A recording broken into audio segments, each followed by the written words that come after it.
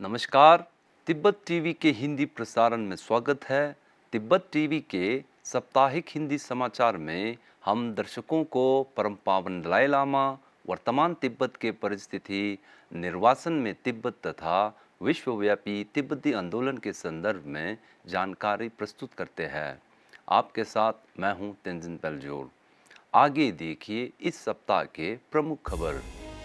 परम पावन दलाई लामा जी ने त्रिकोण पावन बुद्ध पूर्णिमा के अवसर पर मानी थुंगड्रुप प्रार्थना में भाग ली। सिक्योंग पेम्पा त्सिरिंग का कर्नाटक में टिबेटन सेटलमेंट की आधिकारिक यात्रा जारी।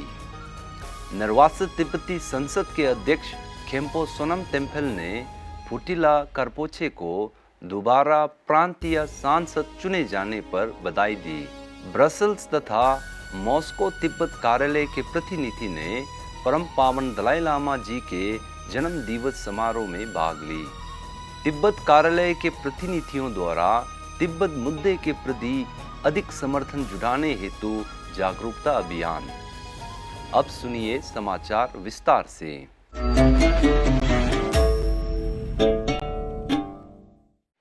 इसी 4 और 8 जून 2022 को परम पावन दलाई लामा जी ने मुख्य तिब्बती बुद्ध विहार में तिब्बती बुद्ध परंपरा के पवित्र महीने साका दावा के पावन अवसर पर हो रहे मानी थुंगड्रुप प्रार्थना समारोह में भाग लिया था। इस शुभ अवसर पर परम पावन दलाई लामा जी का दर्शन प्राप्त करने के लिए तिब्बती श्रद्धालुओं एवं अनुयायियों बुद्ध विहार परिषद में जमा हुआ था। ज्ञात है कि तिब्बती लोग इस पवित्र महीने में परम पावन दलाई लामा जी की दीर्घायु, तिब्बती बौद्ध धर्म की प्रचार प्रसार तथा तिब्बत मुद्दे की समाधान हेतु प्रार्थना जाप करते हैं। तिब्बती कैलेंडर के अनुसार साका दावा बहुत ही पवित्र महीने माना जाता है, क्योंकि इसी महीने भगवान बुद्ध ने जन्म, ज्ञान प्राप्ति तथा परिनिर्वाण प्राप्त किया था।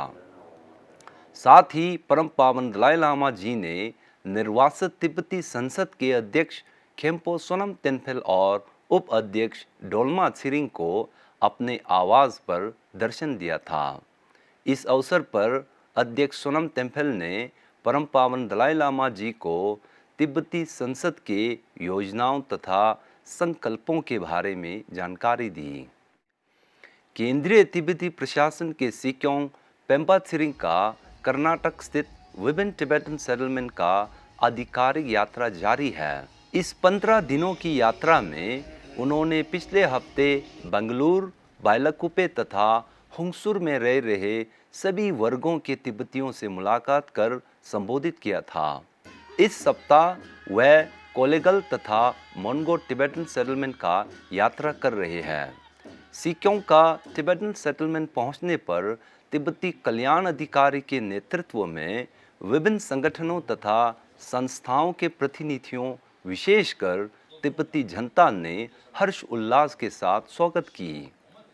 टिबेटन सेटलमेंट पहुंचने पर उन्होंने विभिन्न तिब्बती मठों, स्कूलों, अस्पताल, वृद्ध आश्रम, कला, कृषि एवं स्वास्थ्य केंद्र तथा टिबेटन सेटलमेंट के सभी गांवों का दौरा किया था। तिब्बती जनता को संबोधित करते हुए सिक्योंग ने कहा कि हम सभी तिब्बतियों की संयुक्त प्रयास से कशाक तथा जनता की इच्छाओं और प्रयासों को हकीकत में बदल सकेगा। उन्होंने कहा कि चीन तिब्बत वार्ता को पुनः प्रारंभ करने हेतु तिब्बत के इतिहास की वास्तविकता की विश्लेषण अत्यंत महत्वपूर्ण और लाभकारी है। उन्होंने बड़े पीढ़ियों द्वारा तिब्बती पहचान और संस्कृति की संरक्षण में योगदान तथा कठोर परिश्रम के लिए सराहना की। अपने भाषण में उन्होंने केंद्रीय तिब्बती प्रशासन के 2 प्राथमिक प्रतिबद्धता के बारे में बताया, जो कि मध्यम मार्ग नीति के तहत वार्ता के माध्यम से चीन तिब्बत संघर्ष का समाधान करना और निर्वासन में रह रहे तिब्बती लोगों की कल्याण एवं आवश्यकताओं को पूरा करना है। इस बार की सिक्योंग का आधिकारिक यात्रा बेंगलोर स्थित तिब्बती मुख्य प्रतिनिधि कार्यालय के प्रमुख अधिकारी जिग्मे सुल्ट्रिम के नेतृत्व में समन्वय तथा आयोजन किया गया है। निर्वासित तिब्बती संसद के अध्यक्ष खेम्पो सोनम तेम्पल ने अपने एक शुभकामनाएं संदेश में 70वें निर्वासित तिब्बती संसद और विश्व भर में रह रहे तिब्बती लोगों की ओर से तिब्बती मूल के कनाडा नागरिक फुटिला करपोचे को दोबारा प्रांतीय संसद सदस्य चुने जाने पर बधाई दी है। अपने संदेश में अध्यक्ष सोनम तेम्पल ने कहा कि एक तिब्बती होने के नाते आपने हमेशा कनाडा सरकार और जनता को चीनी दमनकारी शासन में तिब्बत की बिगड़ती स्थिति तथा तिब्बती संस्कृति एवं विरासत के विलुप्त होने के खतरे पर अपनी बात रखी है। उन्होंने कहा कि पाक डेल के आम जनता की आकांक्षाओं को पूरा करने के लिए प्रांतीय संसद सदस्य के रूप में अपनी जिम्मेदारी को पूरा सम्मान तथा गरिमा के साथ निभाया है। तिब्बती कैलेंडर के अनुसार बेल्जियम तथा मॉस्को में रह रहे तिब्बतियों तथा तिब्बत समर्थकों ने 4 जून को परम पावन दलाई लामा जी के जन्मदिन पर अनेक कार्यक्रमों का आयोजन किया था। इसके तहत बेल्जियम दोमे संघ ने राजधानी ब्रसल में परम पावन दलाई लामा जी के 88 जन्मदिन मनाई थी।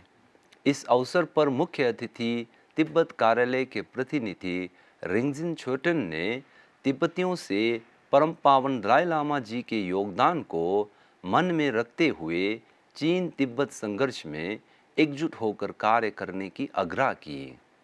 इसी प्रकार मंगोलिया के राजधानी उलन में गांदेन थेक्चनलिंग मठ और डिलुपा हुतुक्तु प्रतिष्ठान के संयोजन में परम पावन दलाई लामा जी के जीवन कथा पर फोटो प्रदर्शनी का आयोजित किया था।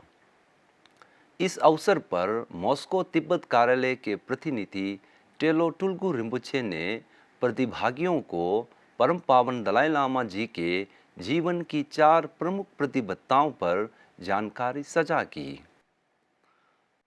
चीन तिब्बत संघर्ष की समाधान तथा तिब्बत मुद्दे के प्रति अधिक जागरूकता एवं समर्थन जुटाने हेतु विश्व भर में स्थित तिब्बत कार्यालय के प्रतिनिधियों ने अनेक कार्यक्रमों तथा एकजुटता अभियान में हिस्सा लिया था।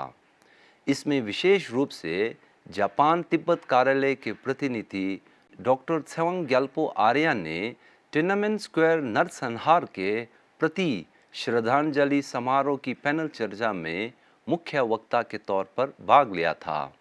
इस पैनल चर्चा में चीनी लोकतंत्र आंदोलन के प्रमुख, हांगकांग लोकतंत्र आंदोलन के प्रमुख, मानवाधिकार कार्यकर्ता तथा लेखकों ने भाग लिया है।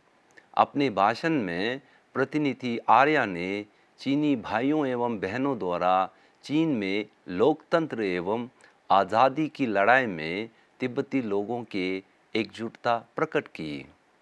इसी प्रकार ताइवान तिब्बत कार्यालय के प्रतिनिधि केल्संग गेल्सन ने ताइपे अंतर्राष्ट्रीय पुस्तक प्रदर्शनी में तिब्बत मुद्दे पर अपनी विचार प्रस्तुत किया। उन्होंने ताइवान के प्रति आभार प्रकट करते हुए कहा कि यह देश चीनी बोलने वाले एक ऐसा स्थान है जहां तिब्बत विषय पर चीनी पुस्तक प्रकाशित करने की अनुमति है। इसके अतिरिक्त जेनीवा तिब्बत कार्यालय ने तिब्बत पर स्विस संसदीय समूह के सदस्यों को तिब्बत विषय पर पिछले कई दशकों से समर्थन देने के लिए स्विट्जरलैंड संसद में स्वागत समारोह का आयोजन किया था। इस स्वागत समारोह में स्विस संसदीय समूह के सह अध्यक्ष निकोलस वेल्टर, सांसद प्रिस्का बेरर, बाबरा घीसी, प्रतिनिधि छिमी रिंगजिंग तथा तिब्बत समुदाय के प्रतिभागियों ने भाग लिया था। साथ ही वाशिंगटन तिब्बत कार्यालय के चीनी संपर्क अधिकारी छुल्डिम ग्याचो ने चीनी लोकतंत्र कार्यकर्ता द्वारा टिएनएनमेन स्क्वायर नरसंहार की 33वें वर्षगांठ पर आयोजित विशाल प्रदर्शन तथा कई ऑनलाइन बैठक में अपनी बात रखी है। इसी के साथ आज का खबर यही समाप्त होती है। अगले हफ्ते हम फिर मिलेंगे। मुझे दीजिए आज्ञा। धन्यवाद।